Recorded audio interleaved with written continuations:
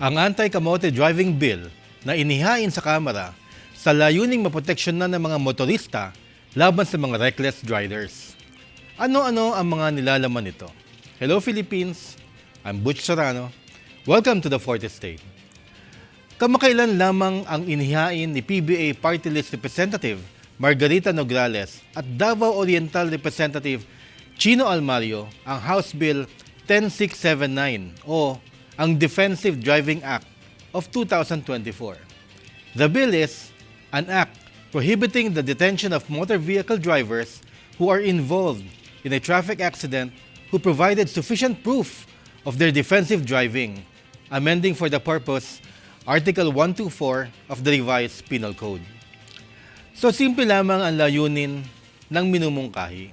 Ang hindi pagdetensyon o agarang pagkulong ng isang motorista na nasangkot sa isang aksidente na hindi siya ang may kasalanan.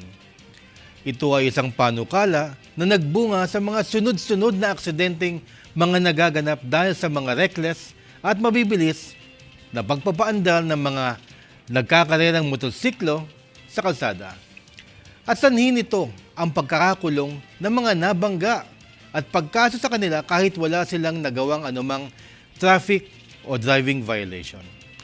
Ayan po yung kinatatakutan ng marami na baka sila mahanap damay sa mga reckless na motorista.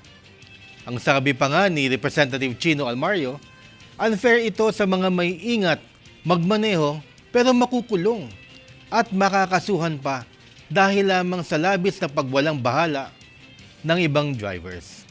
Pero umepekto ang probisyon para sa nabiktima ay dapat patunayan ang kanilang pagkawalang sala sa pamamagitan ng dashboard cam o CCTV footage na magpapakita na ang motorista ay walang nilalabag na violation bago ang aksidente.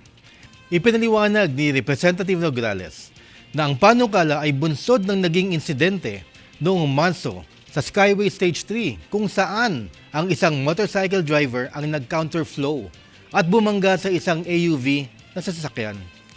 Bagamat nasawi ang rider, nakulong naman ang nagmamaneho ng AUV alinsunod sa batas bilang bahagi ng isang proseso. Proseso na dapat nang tanggalin at amyendahan. At ito ang Article 124 on arbitrary detention na kung may sakmunang aksidente ay kahit ikaw na ang maingat at responsable ay ipakukulong ka at kakasuhan pa ng mga otoridad.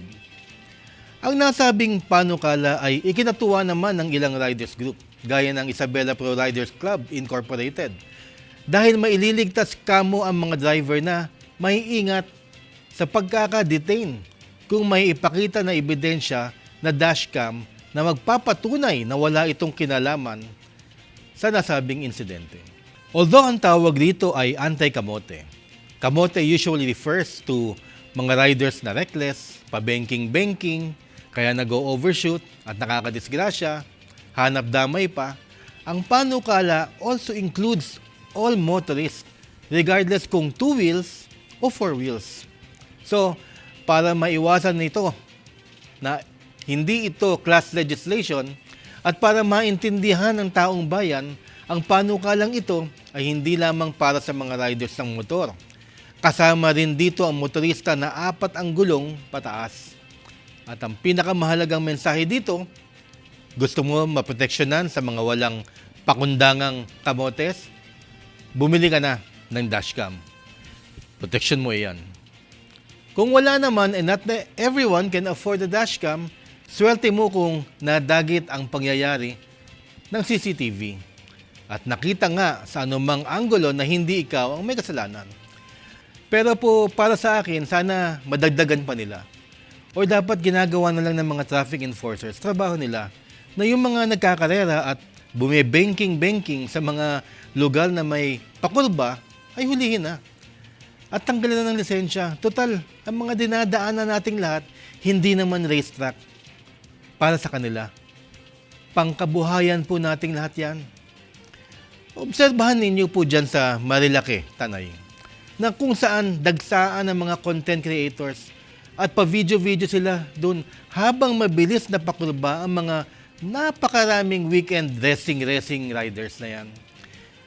Ayun po, bakit hindi matigil-tigil kahit maraming beses nang may nanguhuli doon at maraming beses nang nagpalagay ng mga checkpoint at enforcers para matigil na yung mga yan, tuloy pa rin po sila. Ika nga ni Congressman Richard Gomez, hindi naman racing trucks yan para magkarera. Ang masakit, dinadayo pa rin ito despite na marami nang naaaksidente dito. Sana hulihin na ang mga ganitong klase mga riders. Paano po yung mga walang dashcam makukulong na lang ng basta-basta?